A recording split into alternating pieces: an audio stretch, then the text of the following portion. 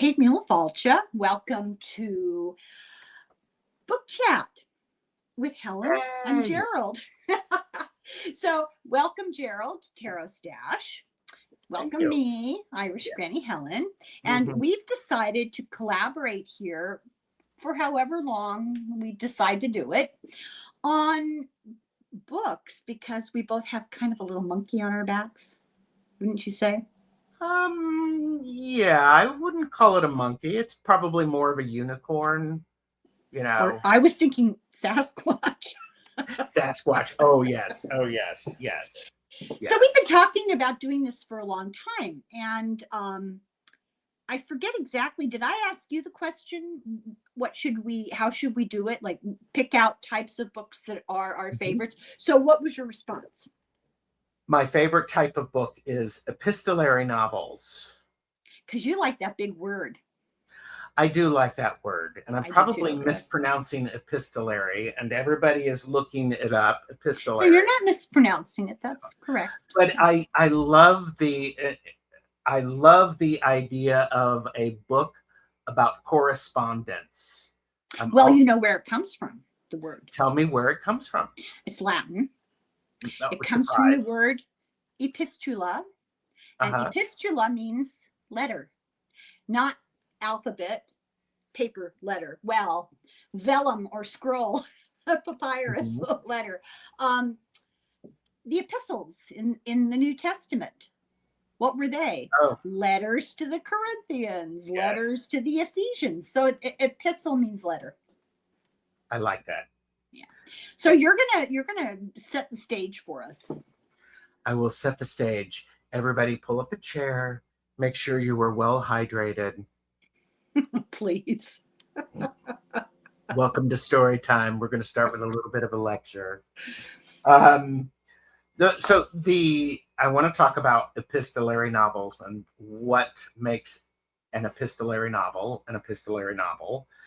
It is a work that tells its story through written records, letters, diary entries, journals, postcards, telegrams, emails, newspaper clippings, official documents, transcripts, text messages, and basically other forms of recorded communication. And the traditional epistolary novel is fiction, and it's told through letters or documents. And now, Oregon State's Literary Guide defines the epistolary novel as fiction written in the form of letter or other documents. And that is from the College of Liberal Arts. Because, hi, my name is Gerald. I used to work at a library. I will give you citations and references. I love it. I love it. So, I'm a big fan of that type of book. I like that. There's some, I don't know why, other than it makes my heart sing. And I'll be able to tell you why when we mention one of my choices here. Okay. Yeah. So people who are watching this, I would like people to leave a comment on if they've read epistolary novels and some of their favorites. Because a lot of the books that we're familiar with, I in my mind, I wasn't putting as epistolary, but oh my gosh, they are. Yeah, they are, and I think we should probably widen the umbrella a little bit, the tent, as it were, metaphorically, to include the nonfiction too. And I think it's because they have the same genetic material. I agree with you. Because that's a very good way, because the telegrams, especially during wars or official things, that's a real slice of exactly how things were documented. And so I also think the other thing is, this is storytelling, and we get it through the method, not just by the writer. Yeah. That's an important thing. Because guess what? We get lots of emails every day. We don't get many letters that I've thought about that quite a bit, Gerald, and I think that some of us are going to have to consciously continue the tradition of physical letter writing. People so derogatorily call it snail mail. My response would be, what's the rush? Mm-hmm. You know, when after the apocalypse, when they dig us out, what are they going to find as a record? Because a lot of the historical record is found after the fact, left in the remnants Correct. of civilization. There's going to be nothing.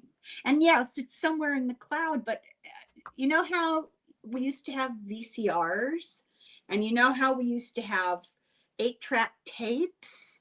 Those things go the way of the dinosaur, and access to the ancient technology may not be that easy.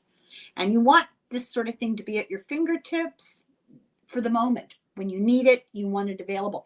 I would say, tell me if you agree, that probably before World War II, the most famous form of epistolary communication was Pepys' diary, which I'll talk about. We don't have to get into it, but he was a guy that was well known in British, at the time, lived through a very interesting period of time and very compulsively kept a diary. I think it was like for 12 years or 13 years. He never missed a day.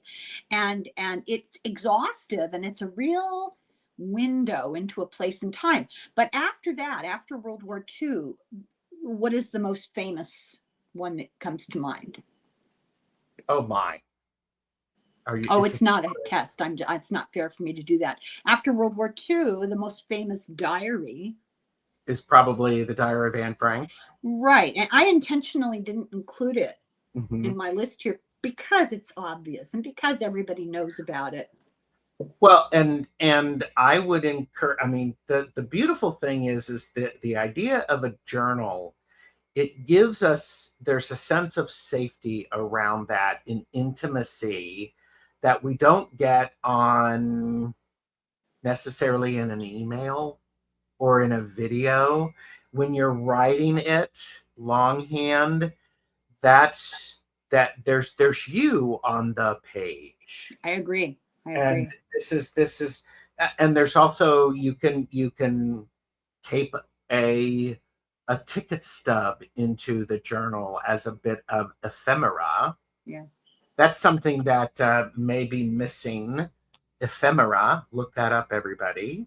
But epistolary novels, they can be a form of ephemera, and they can be included in that. So. My kids think I'm insane because, and my husband too, because when they were little, they would, they'd draw pictures or they'd write an essay or they'd get a birthday card. And I just had a box in the kitchen and I just threw everything in the box chronologically as it showed up. And when the box got full, I taped it shut and he put it in the attic. So after they were all gone, like 25 years later, I had them haul them all out and I made them all chronological. I put them in those plastic sleeves, the see-through 8x11 sleeves. Put them in binders. Sometimes I decorated them. I'm not into scrapbooking, but sometimes I put them on a piece of heart. I made an effort.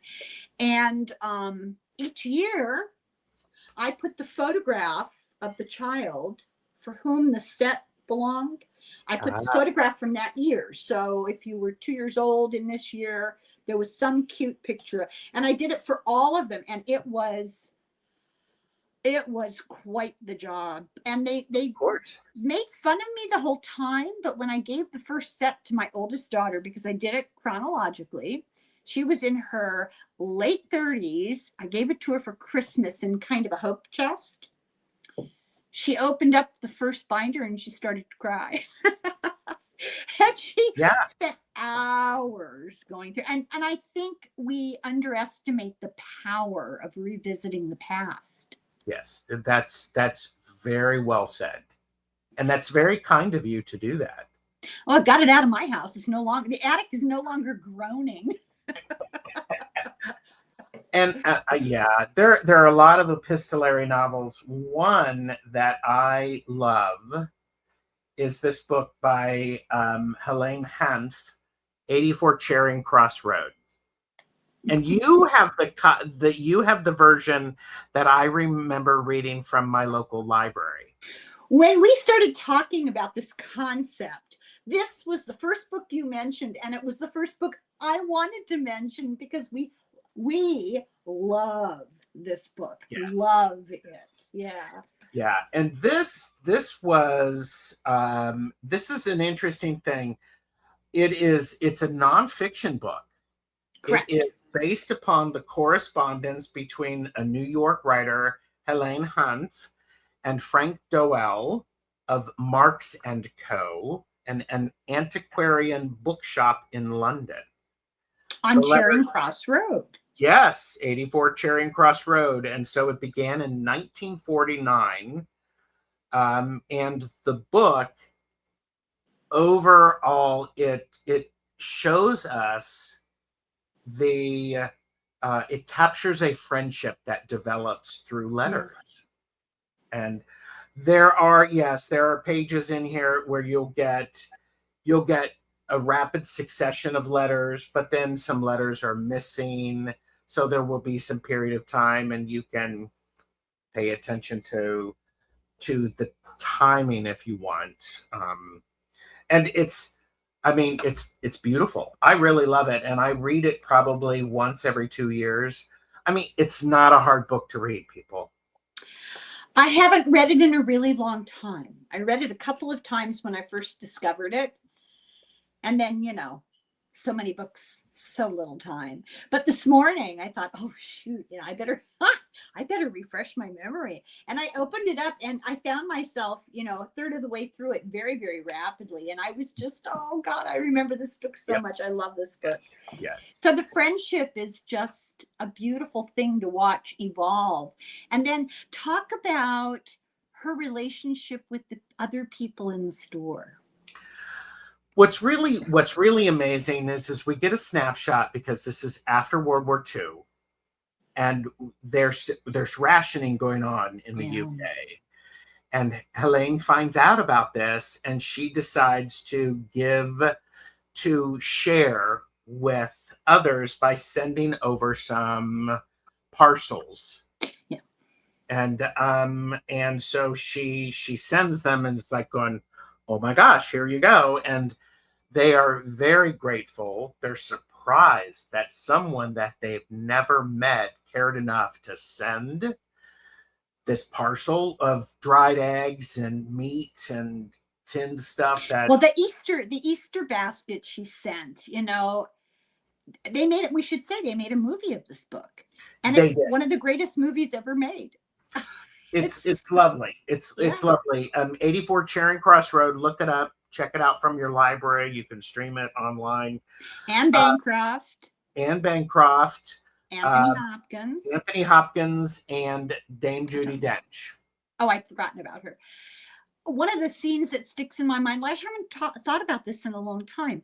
One of the scenes that sticks in my mind is when they get the parcel at Easter and they open it up, and I think there was a tin of ham in it, and they start to cry. It's like, oh God, it's the best. Oh yeah. And the fact that what's great about this is there's this beauty in the caring that is happening. Yeah. Because somebody cares about them, and she's developing a rapport and a relationship with them. And so, and you have to remember, for those of you who do not know, there was a period in the world where there was not the internet. There were not computers, to where you actually had to read a magazine. And that is how this book starts. It starts with, she's like, your ad, gentlemen. This is dated October 5th, 1949. Gentlemen, your ad in the Saturday Review of Literature says that you specialize in out-of-print books.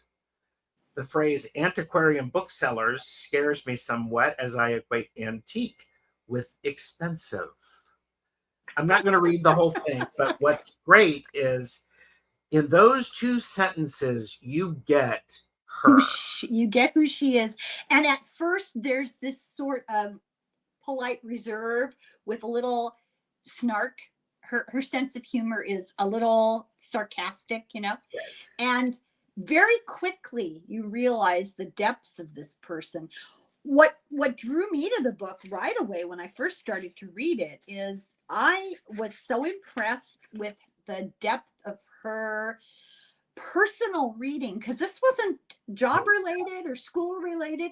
She was just erudite and autodidact too. She would sit and translate things from ancient Greek for the fun of it. And I think she was living in a one-room apartment, wasn't she? Yeah, In Manhattan? yeah, in a New York apartment while she's writing for Ellery Queen Yeah, I forgot about that. and the Hallmark Sunday Hour stuff like that. She was basically a freelance writer.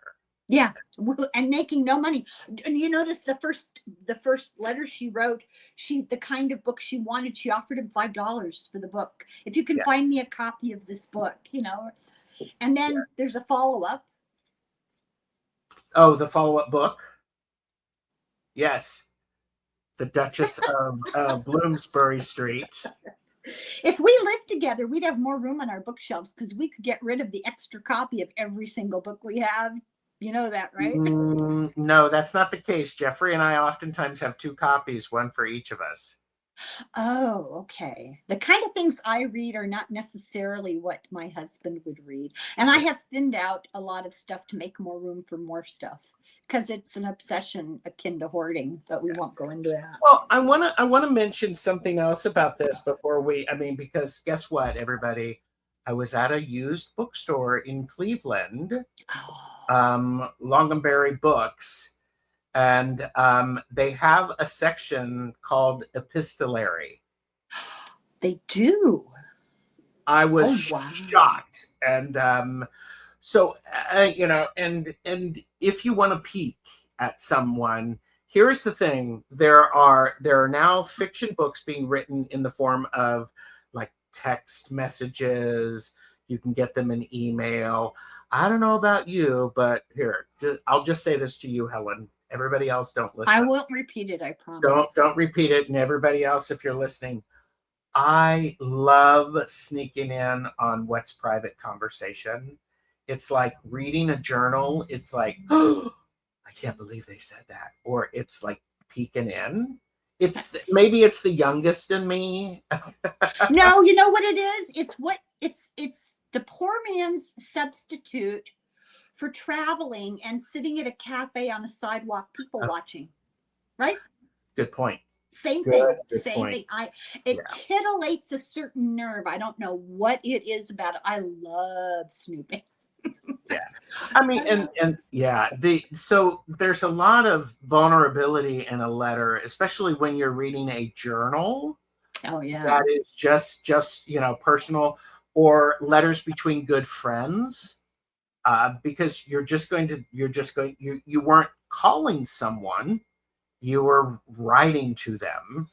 And what's great is Helene has got this little bit of sarcasm, and Frank is very stoic, very proper. Very proper. And in fact, in his reply, he signs his letters, the letters FPD for Marks and Co. But it starts off with the letter. First letter was October 5th, 1949. His reply was 25th October 1949. And he starts with Dear Madame, and it signs it yours faithfully. Well, and on November 3rd, she writes back, Gentlemen, and at the bottom of this second letter that she has written, she says, I hope Madam doesn't mean over there what it does here. I mean, that's hard to capture in a letter. And oh my God, it's perfect. I mean, I could talk about all of the beautiful things about this book. Writing is just so good. The writing, it's the humor. Real. Yeah. The humor is genuine. And we do get this sense of what it's like after the war. Oh, it's harrowing to find how people were living. And it's at the same time, there's this sweetness to the evolution of their friendship. Yes. Because she gets to where she's asking about other employees and they all feel like they know her. And it's just beautiful. And she knows somebody who is an actor and she's over there on a tour. Oh, that's right. Yeah. And it's lovely. Spoiler alert. She's like Helene, types out a quick letter. It's like, okay, I know I saw your mom. She told me that your stuff's not working out. And, soon as the closing notice goes up, I want you to take 4 pair of nylons to the shop, and 1 for each of the girls in the shop, and 1 for, her name escapes me. The accountant, was she, or the no, Mrs. Dowell. Nora. the wife yes, of the Nora. Yeah.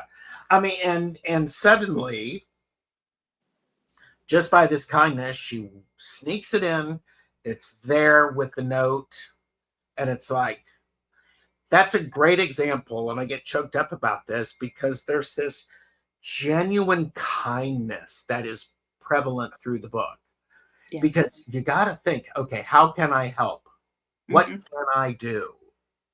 Or the very fact that she would notice the hardships. A lot of people would just, gloss over it. Yeah. It's very true. It's very true. Why do you think, Helen, this book still works? Because of its humanity, because of its compassion, because it does such a beautiful job of describing the evolution of a friendship and human kindness and connection. Yeah. And there's a poignancy to it. We don't want to spoil the end. Oh, I'm not spoiling the end. Because but it really hits the heartstrings. Yes. And there's it's real. It's real. We understand what's going on in people's lives, because there does come a point where they're still businessy, but they're friendly they lose that reserve, yes, that layer of social politeness. They're still polite, but there's a warmth to it and a connection. Yeah. I just love this book so much. Yeah, it's beautiful. And here's the thing, everybody. If you can find this, it's 95 pages. Oh, it's a fast read. And look at this. I got it used, but I was just looking at this. I bought it, I don't know, probably 20, 25 years ago.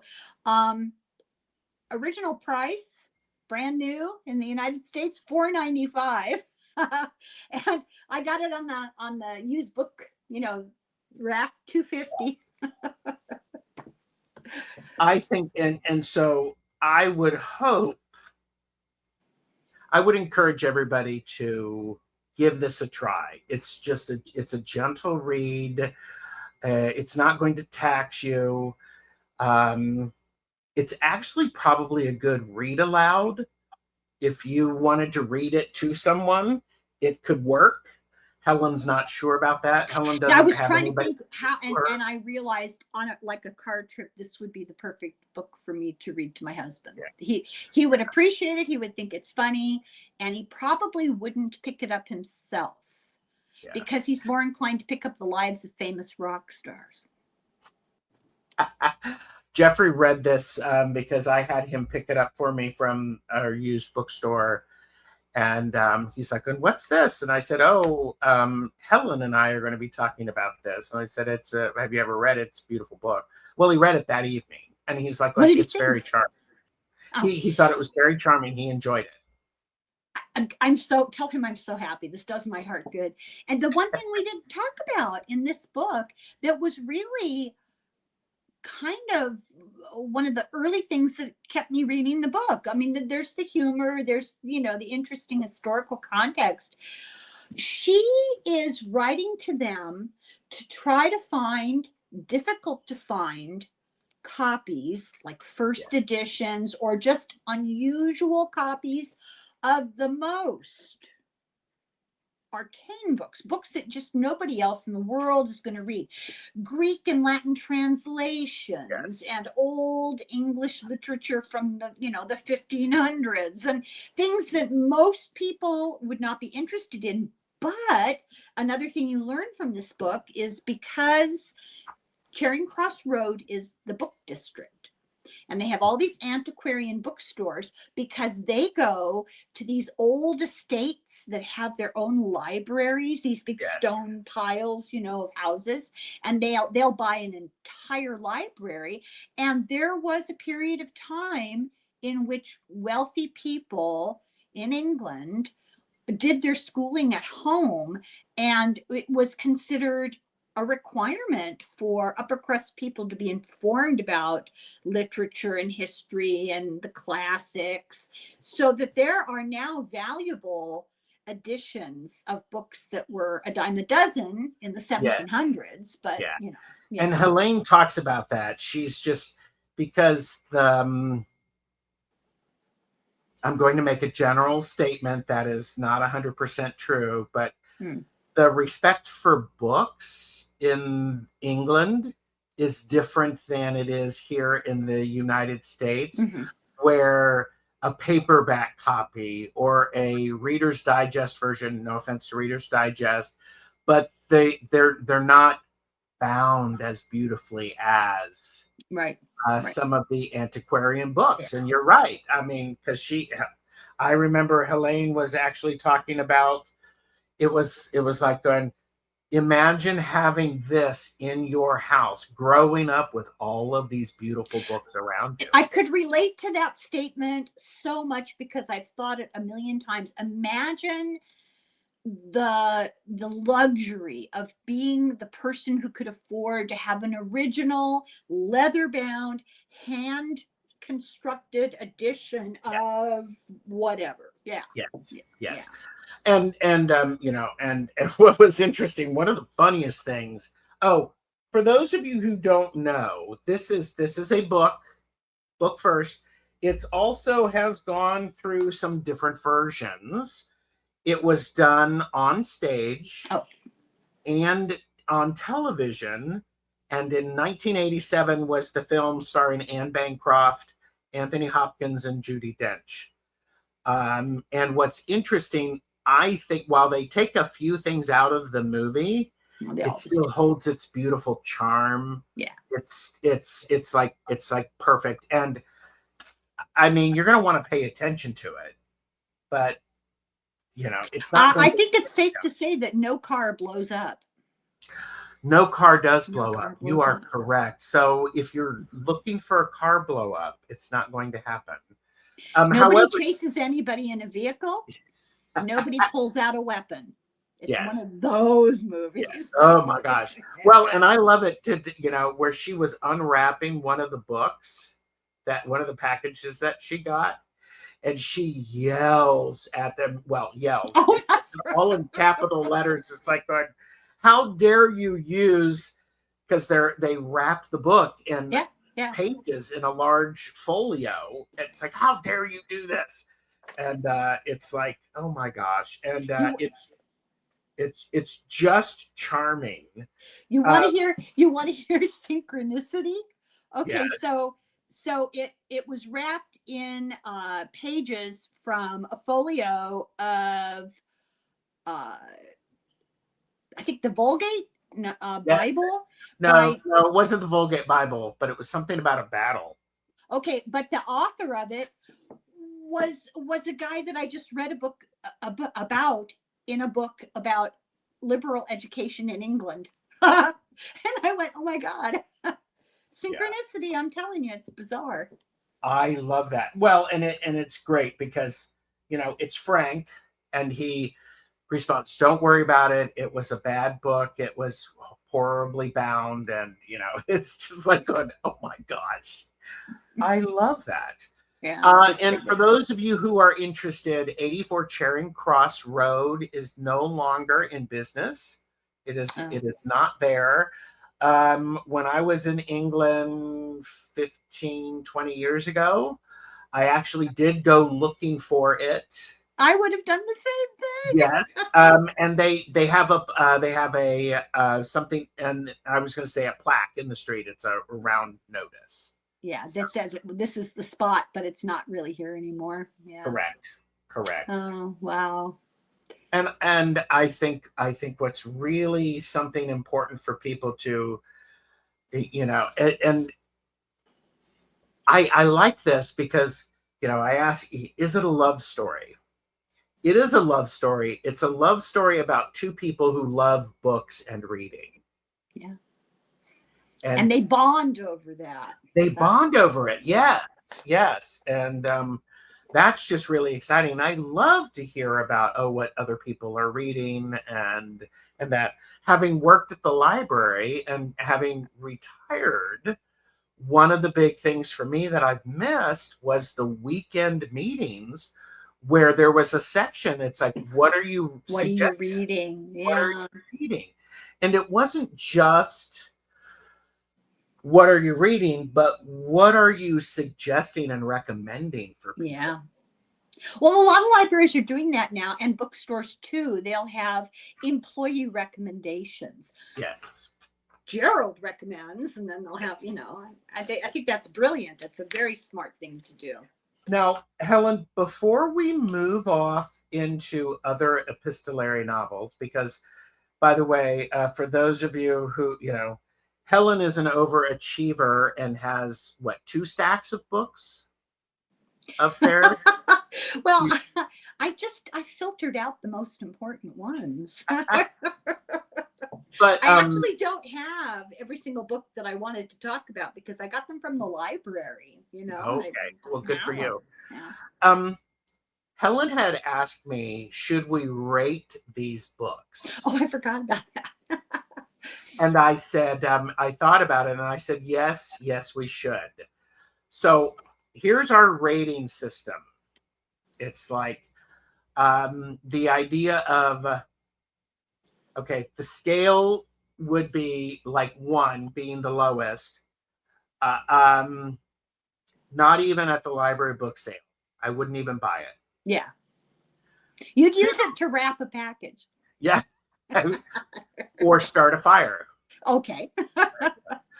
Number 2 is returned before the due date. If you were to check it out, would you return it before the date due? 3, recommend it to a very specific reader. Right. So that's the middle of the line. 4, you can definitely tell this is Helen and Gerald. It's knitting bag worthy. It takes space up in our knitting bag so that if we need it. And number 5, which is our highest level, is gift it to someone you actually like. And so you can think about it. It's like, would we abandon it? Would we return it politely? Recommend it carefully? Keep it close? Or force it lovingly into someone else's hands? So, how do you rate this one, Helen? How do you on rate a scale of 1 to 5, 5 being the best, I give it a 10. This is one of my favorite books. I love this book. I was so pleased when you and I kind of almost in the same breath mentioned this book. I cannot recommend it highly enough. If you haven't read it, why not? So, yeah, and then see the movie, but read the book first. I would read the book first. Yes. It is definitely a solid 5 for me. I would gift this to people. It's an inexpensive book. It's gentle. And I would do the thing that Marks and Company did not do. I would actually write on the title page to somebody and why I was giving it to them with the date. Oh, yes. Because do you remember that in the book? Yes. I actually read the book and you'll understand. You do that too? Yeah, of course I do. Yeah. You actually write it on a piece of paper and stick it in there? No. Write it on the book. Okay. Yeah, I do too. To dear whoever, to my grandchild, love Granny, always. Yeah. And then the date. I think it should be mentioned just once again. Yes. that it's epistolary, but it's not fiction. This particular book is, and so we're kind of doing both, I guess. Yeah. This book evokes feelings of love in me. I mean, I truly love this book. Makes me so happy just to think about it. Yeah. That's pretty But, high. I'm a little sick. Yeah. Well, and I was actually looking for the movie on a streaming service, and I couldn't find it. I found it, and then there wasn't enough time to watch it and be on time, because I thought, oh God, I should watch the movie. It's 100 minutes, and it's $3.99 on Prime that I already pay for every month. And what are they thinking? Right? A movie from the 80s, and they're still charging. How do you really feel, Helen? I never hold back. I'm sorry. Well, this is where I'm looking at the library service. One of the first places I go is my library. Yeah. I would be looking at the canopy for the library to see if that. So this will come as no surprise to you. I could do the same thing and get it on a disc, right? A DVD disc. I don't know how to operate the new machine. I've given up completely. Okay, shall we move on? Because I don't want people to be afraid that we're going to belabor every single book. We're not. We are not. What are some of the other epistolary books? Okay, let me do a couple here, 3, and then I'll turn it over to you for a while, and we can go back and forth. And there's a purpose to the timing. So this, I tried to do these chronologically, because I think that's also significant. And this is one of the earliest epistolary books that I could think of. That doesn't mean it is the earliest, but that I was really familiar with. And of course, you can't see a thing, can you? Hold on. Oh, for heaven's sake. Oh my God. Okay, I'm just going to tell you. There's more introductions and descriptions and explanations. It's the Meditations of Marcus Aurelius. And Marcus Aurelius was a Roman emperor.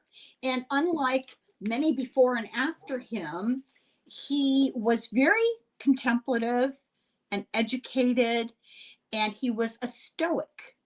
And he spent years of his life, every single day he got up and he wrote in his journal. Stoics do this. If they're pure Stoics, they get up and they write in their journal what their intentions are for the day that they're going to work on, like a flaw or a goal. And then at the end of the day, they go back and reflect, and they write in their journal what they succeeded or how they failed, and other stuff about what's going on in their lives. He never intended for this to be published. This was not meant for public consumption. But after he died, somebody had the brilliant idea to publish it. And it's how we know as much about the Stoics as we do know. But it's a real insight into the mind of somebody who was unlike most of the people who held the position that he held. They felt entitled. They felt divine. He absolutely did not. He was a pretty humble person. So the next one that I have is a book that I reread in 2020. Do you remember what happened in 2020? Let me refresh your memory. We had a lot of time to read and to be by ourselves. A Journal of the Plague Year by Daniel Defoe. Oh, okay. So Daniel Defoe wrote Robinson Crusoe. He was a very early English novelist. And this is actually fiction, but it's based on reality. So here's what happened. He was born around, let me see here if I got this date right. He wrote this about 1722. And it's written like first person, like a diary, like a journal, which is why I chose it. And it's the first person experience of somebody living in London in 1665 and 1666. Those were the years of the plague. Immediately on the heels of the plague, well, during the plague, was the Great Fire of London. And that put an end to the plague because it killed all the rats. However, he interviewed a whole lot of old people who survived that year. Oh, okay. So it's based on first-person narratives. And I was so struck by how people haven't changed a bit. And I won't go into it because there's a lot of details that probably YouTube would get mad if we talked about. But this is a fascinating book. It's an easy book to read, but it's absolutely riveting. And it'll be chilling for you to discover how similar people are. We've learned nothing. Now, this is the third book in my little subset here. And I remember I mentioned that there was a reason why epistolary novels are so important. Yes. So this is a novel, so it's fiction. It's called Pamela. It's by Samuel Richardson. It's not the most interesting book in the world. That's not why I'm talking about it. This is considered the first true novel in the English language. Really? Why? Because there were books written before. Why? Yeah. You might ask. Well, since you ask, it is written in letter form, epistolary form, letters back and forth. It's the trials and tribulations of a young woman and how she tries to maintain her chastity in the house of a wealthy man. And it's about class. It's about virtue rewarded. It's about, let me see here, gender, virtue, social class, morality, all those things. But that's not what makes it the real first novel. The fact that it's letters back and forth, they were able to reveal people's thoughts and emotions, internal dialogue, internal monologue of people. That's what a novel is. Also, it fleshed out the characters. They weren't just symbolic like Pilgrim's Progress or something. They were fully developed characters in and of themselves, and you got to know about their internal thoughts and motivations. That's what makes it a novel. And it's considered the first English novel. That's incredible. Isn't that weird? Wow. Yeah. I find that weird, but I didn't decide it. So, okay. Yeah. But, wow. Okay. your turn. Well, I don't have mine in great order like that. I just have them in, awareness. That doesn't matter. You'll be interesting. Well, I'm going to take a sip for that. Give everybody a chance. I'll drink to that. To subscribe and like the video. One of my favorite books is Dracula by Bram Stoker. Okay. And it is written in diary entries and letters. Yes, I didn't know that. So this is one of those things. We have lots of versions of it in movies. Bram Stoker? Bram Stoker, yes. Okay. Bram Stoker. And that's one of the reasons that I appreciate the Bram Stoker's Dracula with Winona Ryder and Keanu Reeves. The movie version of it is because we see them writing the journals, we see them typing the letters, and that, and and what's great is we get in the headspace of what's going on there. So, what year was it written, or do you vaguely know? The 1800s or the late 1700s? I don't remember, but hang on. 1897. Okay. Actually, it's more recent than I thought. I thought it was older than that. That's interesting. It has its letters, it has clippings and diaries, so it all builds that sense of. You're piecing it together. Yeah. Yes. And along that line, there was, and I've not read this. I have tried, and I was unsuccessful at doing this when we first talked about this. Mary Shelley's Frankenstein, which was written in 1818. Yeah. And I couldn't get into it because it was too. It wasn't where I was at the time, and it was very philosophical. You want to hear an interesting story about that book? Yes. Okay, so it was written in Switzerland, and it was written in an old house with her and Percy Shelley and Lord Byron and another guy whose name didn't ring a bell, and I still don't remember it. But what happened was there was a volcano, and the volcano created a nuclear winter. for a number of years. Oh. People starved, animals died off completely. It's one of the reasons they invented the bicycle, because they didn't have enough horses, because the horses all died Oh, wow. because of the lack of fodder and the bad air. And it was called the summer that never came. I did a thing about it a while back. Mm-hmm. But they're rich, right? And they're hanging out in this fancy house in Switzerland, and they can't go outside because it's too cold and dark all the time, week after week. So they decide to entertain each other. Each of them has to think of a scary story or an interesting story. Oh, okay. And so Shelley writes a poem, and Byron wrote something famous that I don't remember, and she wrote this, and they didn't think she could write anything because she was a girl. Morons. How about that? Yeah. Well, and it is, Frankenstein is the first fantasy novel, I believe. Is it? I think, I mean, it's not the first sci-fi. It's one of those things that it's the first of its kind where let me do some looking, because it's a very interesting thing to think about. So, and I keep wanting to say Frankenstein. And you didn't get that, did you?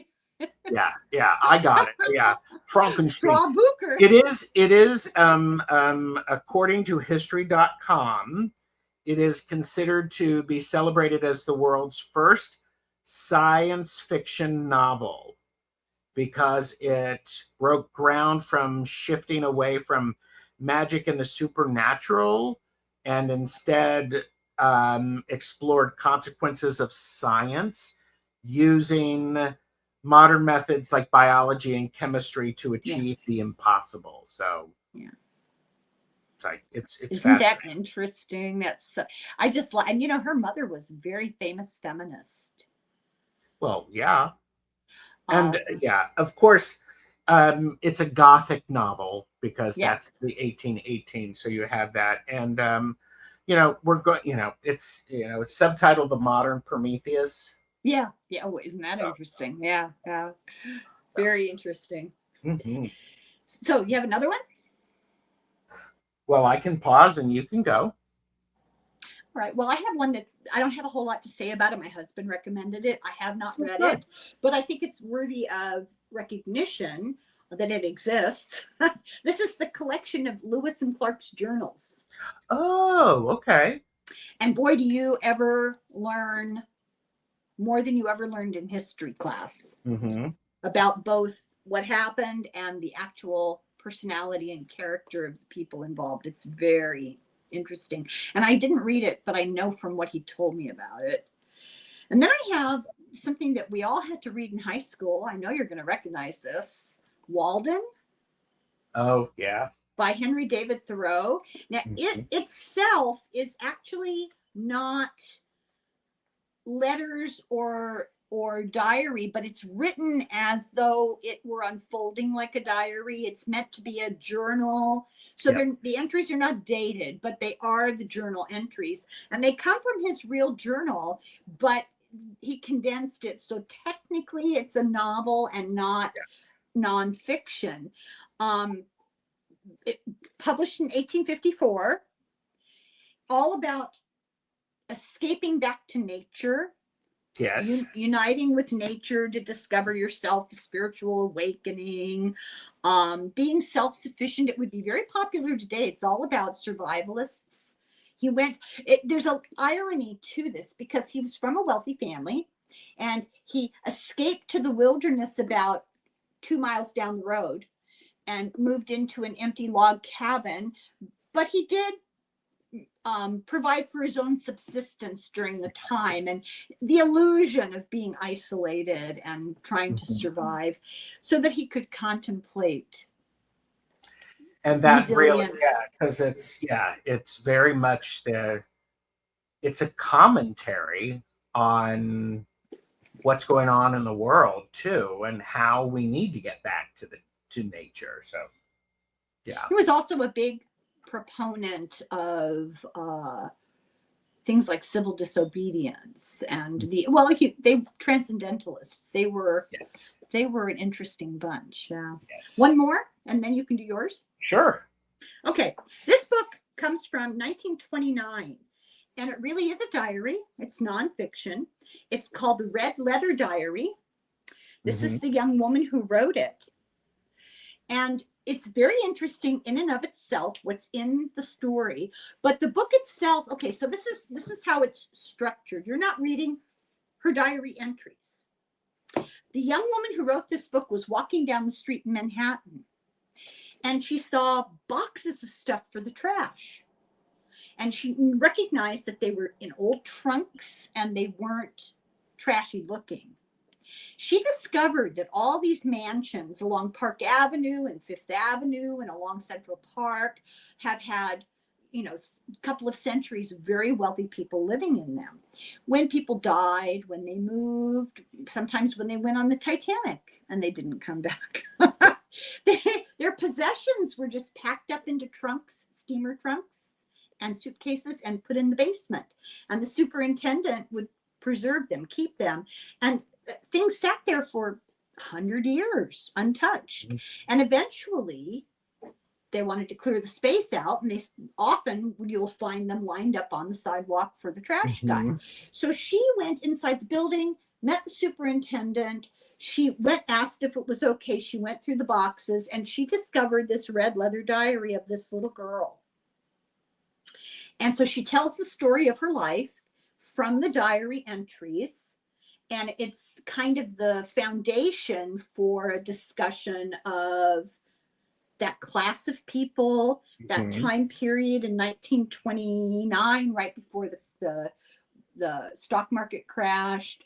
Look at her. Look at how fancy she is. Look at the little dog. Look at the fancy car. The chauffeur's probably just outside the frame of the picture. Yeah, it's just a fascinating, fascinating book. And so I stretched a little bit. It's epistolary adjacent. And that works. I'm 100% good with that. 1984 is one of my favorite books. It was written in 1949 by George Orwell. It is journal entries.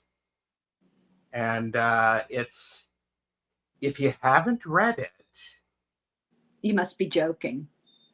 I'm just saying. I went to school with the nuns and the No. I was looking. Oh, I thought you were talking to me. No, Helen. I know you've read it, and we're living it. But sorry. Okay. If you have not read it, you said it. I didn't. It might be an interesting read for it. It's well written. It's pertinent. I think the type of writing of it is it's a powerful, it's a very powerful method of conveying the feeling about what's going on in the time period of the book. So. I think it's one of those books that was paradigm shifting intellectually. By that, I mean it forced people to think in a completely different way. Oh, yes. When it was written, but it stands the test of time. It really does. Absolutely timeless. If you get the opportunity on YouTube, there's a short video. I don't think it's any longer than maybe 10 minutes. When George Orwell was sick and dying, somebody interviewed him. They went to his bedroom and he sat in bed and they interviewed him. And he died of tuberculosis. And it's harrowing to look at him because you can see the sickness in him, right? But it was really interesting to hear what he had to say and to be able to see the author of this book in real life is revelatory. Yeah. There was a series of books, Griffin and Sabine, and I do not have them to show you. However, they're written in letters and postcards. And what's fascinating about it is you would actually, in the book, you would actually turn the page and you would open the envelope and pull the letters out. Fascinating. I saw those when they came in at the library. oh my gosh, my mind was blown. Yep, they're beautiful. They are beautiful. Nick Bantock was the artist and the author. Beautiful. He also created an oracle deck. Isn't that interesting? Yes, and it's beautiful, and I like his artwork.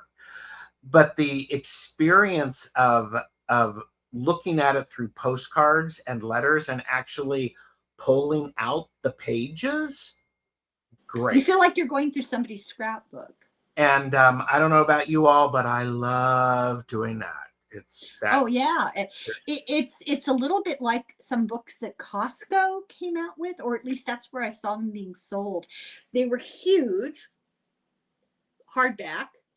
One was about Egypt, and on the cut was like golden on the cover, but it had like an actual jewel in one of the Egyptian. I mean, it wasn't a real jewel, but you know.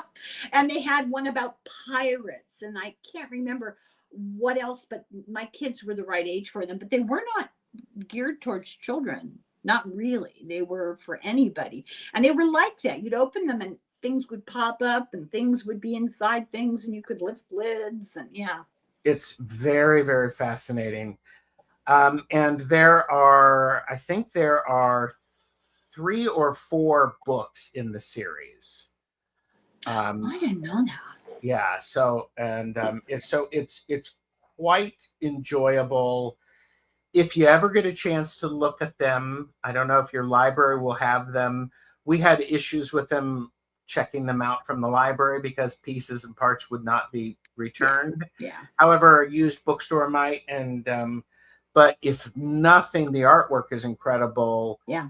And the other thing is the story. It just grabbed me, and I was like, "Oh, I love it." I don't know the story.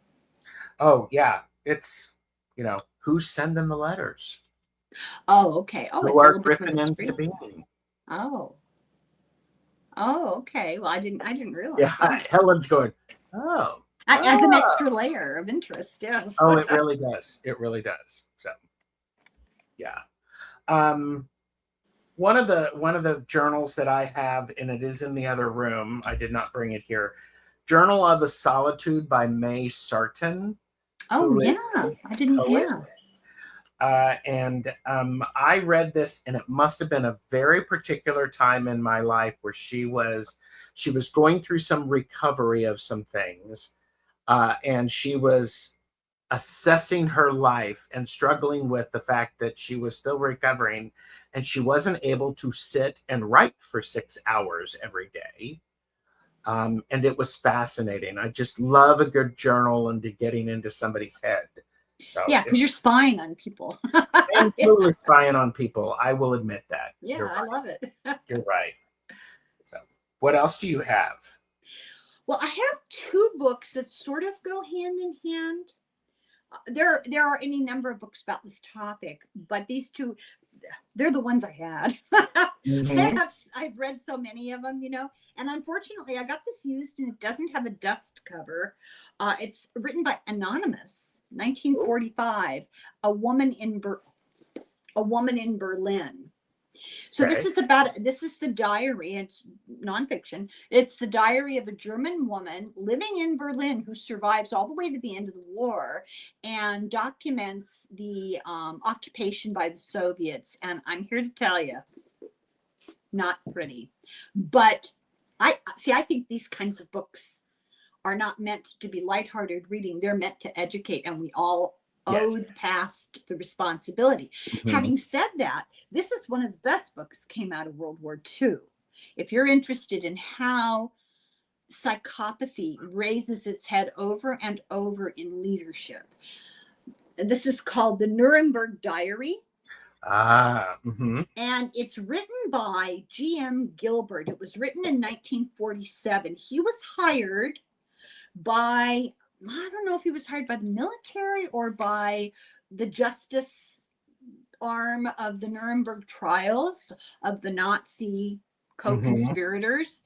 Mm-hmm. He was a prison psychologist, and he was given the job of interviewing, assessing, and possibly treating or counseling all these famous Nazis. He talked to, well, he didn't talk to Hitler unless he was using a Ouija board. Goebbels, Goering, Hess, all those guys. And it is fascinating, absolutely fascinating. Yeah. And then, of course, yes, our friends. And then I have Flowers for Algernon. Okay. I've not read that one. I've heard of it. It's a beautiful book. It's an easy read. I think we actually read it in like the 8th grade. It's not a challenging literary piece of, difficult writing. It's about the theme of it. So it's by a guy called Daniel Keyes, and it's kind of science fiction-y, but not really. The world and everything seems just like normal every day, but there are changes, and one of the changes is there's an experimental drug. Let me see, did I write it down? So it's an experimental surgery, and when you have the surgery, it raises your IQ. And they've done it on rats, and it's been successful on rats, and so they want to experiment on a person. So this brings to question society's relationship to people that are less than typical, people who have disabilities, people, and this came out in the mid-60s, so long enough from World War II to give a little distance, but close enough to World War II where the subject of medical experimentation was raw still for people. So in the book, and it's fiction, they do the surgery on a young man who is a very low IQ. And he becomes really brilliant. And the book is written like a diary. Well, it's dated progress reports. So progress report number 2, May 5th, and it chronicles his improvement in his IQ. And you see how differently people treat him. You see this personality emerge from what was essentially the trap of a damaged brain. But what they didn't expect and what they didn't know was that the surgery was temporary. And eventually he loses everything he's gained. He regresses again. Oh, wow. And Algernon is one of the mice they experimented on. Wow. But it's a very emotional book, a very moving book. I'll do one more, then you can go, and then I can go. How's that sound? Okay, so this book is by Sue Townsend. It's called The Adrian Mole Diaries, and it is fiction, epistolary, it's diaries of a young kid named Adrian Mole, and he's sort of lower working class in London, or is it London? Well, it's in some industrial part of England, and it takes place in the early 80s, and it's in the vernacular. It's so when you read it, they allow for the accent, which can sometimes be a little hard. It's hysterical. It is hysterical. It's utterly hysterical. It's an historical social, because you're seeing the life of ordinary people through the eyes of a teenager as he navigates the situation that he's in. And it's one of near poverty and struggle for a quality of life. And he's hilarious.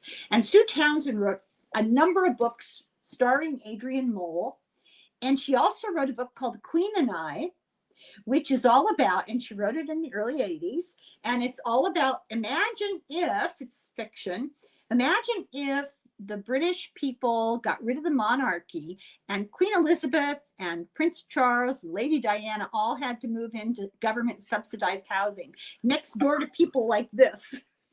That's the best. Oh, that's fun. That's fun. You mentioned, so there's some popular ones that were a lot of times ones that were specifically looked for at the library. Bridget Jones's Diary. Oh. Do you have that? Okay. Yes. Yes. Erase that. Okay. I'm not mentioning that. How about the screw tape letters? Yeah, I didn't pick that one because I don't like C.S. Lewis, but they shoved him down our throats. You know, he was revered where I went to school. Yeah. So, and they were letters, you know, C.S. Lewis wrote these letters, and, you know, it's like, oh, okay, here. Well, it's the devil, I think. Yeah. Isn't it the devil? The devil is writing, yes. And, yeah. and, you know, and it is an interesting thing about that. It's like when it does force people to look at things and to consider it in a new way. The other one that that oftentimes was looked at is The Perks of Being a Wallflower. You know, I've never read that one. I've not read that one either, but it was very big with the young adults. And I was going to ask, isn't that young adult? Yeah. And that's the really cool thing, because it's for young adults and anybody can read it. You can read it. And so that's a really good one. I've only got two more to mention. And one of them is nonfiction. No, fiction, nonfiction. That's Handmaid's Tale. And the other one. This? Yes. Yes. I figured you'd have that one. The other one is The Color Purple, which is basically letters from a sister and letters to God. I'd forgotten about that. Yeah. Yeah. And so this is a powerful, again, the idea of letters.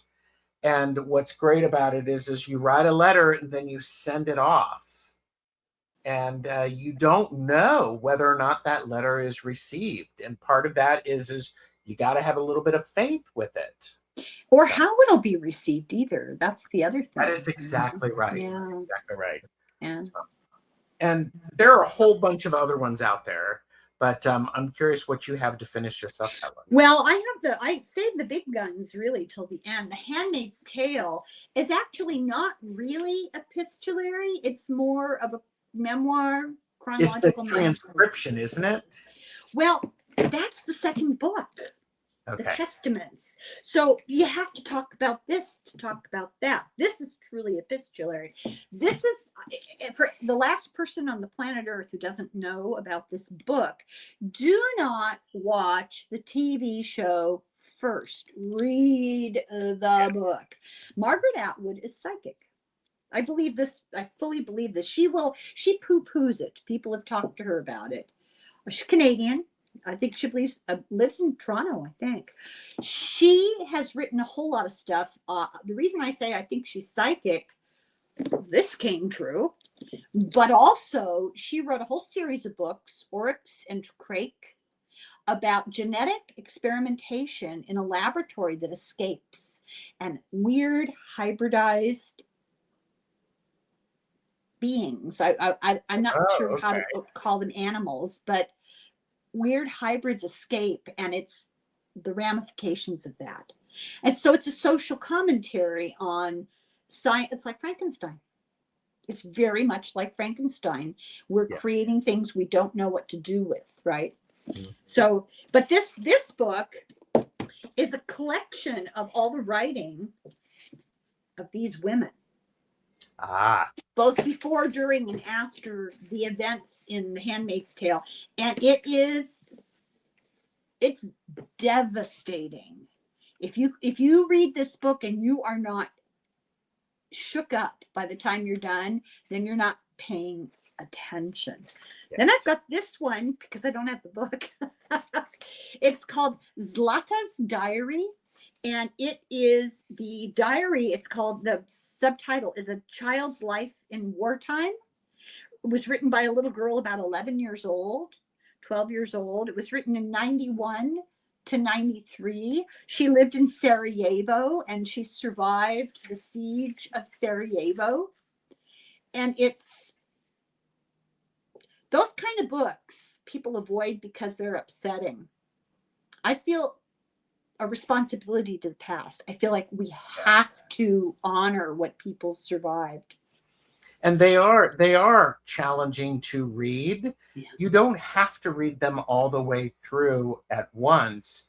But I agree with you, Helen. The idea of when we read things like this, the people who are included in the book are living because we are reading about them. And what they learned, what they have to teach us. That's And the what thing. they, yes, we have to pay attention to that. Yes. Okay, I only have two more, and one of them is a quick talk. Bridget Jones' diary. This is hilarious. It's utterly hilarious. And it's written a little bit like, well, it's her journal. And she starts every entry with her weight, how many units of alcohol she's consumed that day, how many cigarettes she's smoking, how many cigarettes, that's the Victorian way of putting it, how many cigarettes she smoked, and whatever weird relationship thing, like phone call from a boyfriend or whatever. And it's really a commentary on young women in modern society. Yes. But it's hilarious and very, very, very, very funny. I recommend it. I really recommend it. Then there's another one from 2003. We need to talk about Kevin, and it's a mother's diary. It's fictional, but it's about a son who becomes a school shooter. And it's not about the violence. It's about what the family goes through psychologically. They know there's something wrong with him, building up to it. Yeah. Now this guy, I love this guy's writing, and he is the snarkiest misanthrope you have ever met. This is Paul Thoreau. I'm not sure that's how it's pronounced, but he's the father of Louis Thoreau. What's the other one's name? Oh my God, he's got all these kids. He had a bunch of kids from several different relationships. Justin Thoreau. I think he married that blonde. He married her for a while. Doesn't matter. His son Louis is a documentarian, and he has a bunch of great documentaries available to watch. But okay, so he started out in, I wrote it down, 1975. He started doing these sorts of books, and he started with the Great Railway Bazaar, and he took the train. He likes trains, and he took the train from London to the Middle East to India. He did the hippie trail in 75, but he did it by train, and he was a little older than a hippie. Then a few years later, he wrote a book in 79 called The Old Patagonian Express. He took a train from Boston. He got on a train in downtown Boston, and with the exception of a brief section of road that the trains couldn't go through, they took a bus. And deep in South America, he went from Boston to the bottom of South America by train. And he didn't travel fancy. He traveled with the ordinary people. He also did Riding the Iron Rooster. He went across China before China was open to everybody. But this is the book he wrote most recently that I'm aware of. He wrote it in 2019 when he was 78 years old. He drove an old Cadillac, was it? Some big old, 1950s, 1960s car all over Mexico by himself. Very interesting. Okay. And kept, it's like a journal of the trip. I love that. That's it. And there, you're making me think of other novels that are about travels, but they're not epistolary. No. And so I was like because I was thinking of Travels with Charlie. That's Steinbeck. Yes. And it's not strictly an epistolary novel, but it's sort of like a journal. How about The Grapes of Wrath? Oh my God. How do you feel about him? No. Steinbeck? I love Steinbeck. Yeah. On my honeymoon, I tried to go to visit his house, but we got there too late and it was locked, and I cried. I know. So romantic, huh? It's very romantic. Well, and the other thing that I was curious about as you were doing that, I was looking up to see if they consider Jack Kerouac on the road epistolary, and it's not. It's No. it's a biography, and Yeah. I'm not a big fan of those guys. Are you? My first long-term companion really loved Jack Kerouac, and I finally read On the Road probably about 10 years ago, and it was a slog. I'm like going, ooh, this is a different mindset. It's a real product of a time and place. Yes, that's a great way to say it. Yeah, that's a very, very good way to say it. I think if anybody, if we're looking at this and we're thinking about epistolary novels, what's really important for me is I want people to think about the opportunity to get a snapshot into someone's thought processes in their brain, in their heart, and in their psyche as they are sharing and they're writing, and how they may not actually do that or be able to do it, first of all, or willing to do it with people in conversation. People will reveal more when they're writing. And as far as fiction goes, that's the definition of a novel. When you get insight into the personality and character and thought processes and emotions of a person, that's a novel. Yeah. And it's an interesting thing because when you're reading something like this, when you're reading 84 Charing Cross Road, because I know you're going to. Because you will. I promise you will. We have taunted you enough. Pay attention to the dates to find out the gaps. And it's an interesting thing because I remember after I devoured it like twice right afterwards, and I was working at the library and doing a whole bunch of research, looking at books about it, there were gaps because letters were lost. They can't be found. And that's okay. The cool thing is it just picks up right where it left off. Life had a way of getting in the way sometimes. And a lot of the times it was out of their hands. Like it had to do with, I'm going to make this up, but I'm thinking postal strikes and problems with transportation of the mail, because physically they had to get across the ocean. Not so easy in the late 40s. Remember, after World War II, the entire infrastructure of Europe, including England, was kaput, gone. Everything. Think about it, because back then, if you wanted to use book, you had to write somebody to see if they had it. Yeah. That's what it was like before. Now we can just order stuff online. Go to thrift books. Go to thrift books. Go to half price books. Do all of those things, which are extremely convenient. Don't get me wrong. I appreciate it. But, it's interesting. There are books that you can find on thrift books that are unavailable other places sometimes. It's real, give and take. You just never know for sure. Yes. But it's my favorite cheap place to go for books. Mm-hmm. Yeah. Oh yeah, I hear you.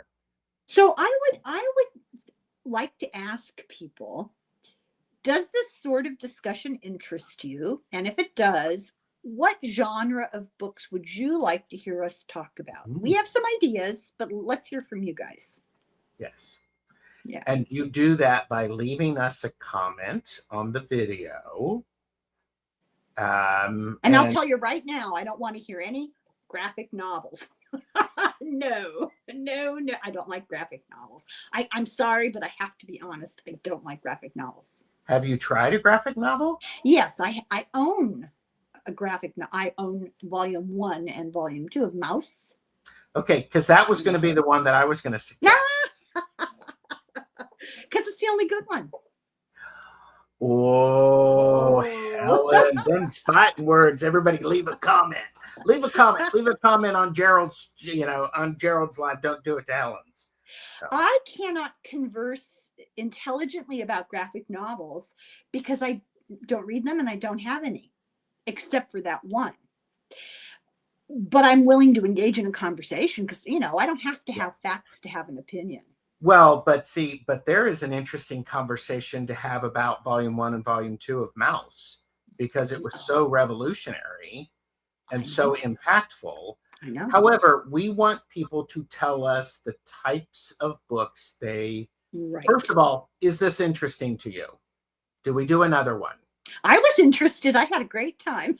Yeah, I did too. And what genres would you like us to look at? Because, there's a whole bunch of them. And if we actually get a response, and there's actually a variety of responses, maybe we'll give people 3 choices and they can vote. Nice. Unless we decide there's something we want to talk about. Let's be honest. I'm not doing Barbara Cartland either. Although I'll tell you what, if you want to do romance novels, you can talk about them. I have the autobiography of Barbara Cartland. Ooh, okay. Yes, indeed. I've never read a Barbara Cartland novel. Me neither. No, I'm not into rending bodices. Just not my but favorite. And I will say this as somebody who used to work at a library, I don't care what you read, as long as you're reading and you're enjoying it. Somebody once said the nicest compliment about me, and I remembered it. It really stuck with me. And so I'm going to brag a little bit and tell you what they said. They said, that Helen, she'll read the printing on the cardboard of the toilet paper roll if it's the only writing around. So true. I think it's true, though, isn't it? I think it's Crown Royal. No, Crown Zellerbach. Crown Royal is whiskey, right? Yes, Crown Royal is an adult beverage. But is that wrong to say? You can't say that on YouTube? No, it's just the way it's programmed within me, because here, and the other thing I will say, as you consume your books, consume them in any format that you want. Oh yeah. I'm not going to give you a hard time about reading them on your phone, your mobile device. Read them in a book format. Engage your brain, and engage your brain for any reason you want to. Hey, comic books are a great entry level way to get addicted to reading. That's how a lot of children get addicted to reading. As are graphic novels. Yeah, they don't entertain me though. I liked Huey, Dewey, and Louie when I was little. Is it all about you, Helen? Well, yes, it is, actually. No, but my opinion. I just gave my granddaughter a birthday present, the Guinness Book of World Records. Oh, fun. Fun. Did you remember reading that when you were little? Of course I did. Obsessed over it. Yes. Did you ever fantasize about being in it?